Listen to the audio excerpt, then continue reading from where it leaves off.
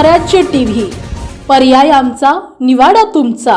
अन्न व औषध प्रशासन विभागाचे आयुक्त म्हणून तुकाराम मुंढे यांनी पदभार स्वीकारल्यानंतर राज्यभर कारवाईचा वेग वाढला आहे।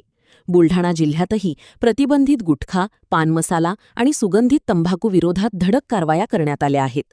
1 एप्रिल ते जून अखेरच्या कालावधीत 10 प्रतिबंधित कारवाया करत 54,70,000 रुपयांहून अधिक किमतीचा मुद्देमाल जप्त करण्यात आला आहे।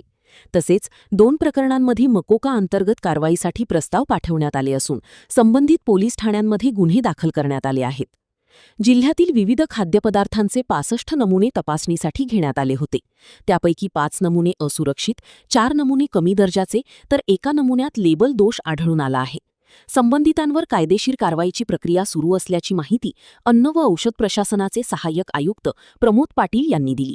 माननीय आयुक्त श्री तुकाराम मुंढे सर आपल्याकडे जॉईन झाल्यापासून आपण प्रतिबंधित अन्न पदार्थ, ज्याला की गुटखा, पान मसाला, सुगंधी तंबाखू म्हटलं जातं, अशा आतापर्यंत आपण एकूण 10 कारवाया घेतलेल्या आहेत। त्यामध्ये आपण जवळपास 54,70,901 रुपयाचे प्रतिबंधित अन्न पदार्थ साठा जप्त केलेला आहे।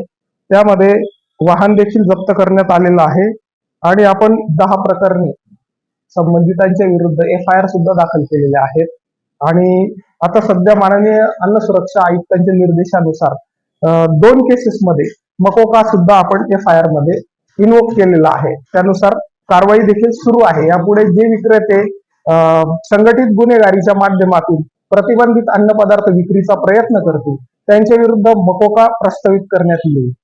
बुलढाणा जिल्ह्यातील महत्त्वाच्या घटना आणि घडामोडी पाहण्यासाठी तुम्ही निर्भीड स्वराज्य या चॅनलला अद्यापही सबस्क्राईब केलं नसेल तर आत्ताच जाऊन सबस्क्राईब करा आणि बेल आयकॉन दाबायला विसरू नका आणि फेसबुक पेजला शेअर आणि लाईक करा। पाहत रहा निर्भीड स्वराज्य।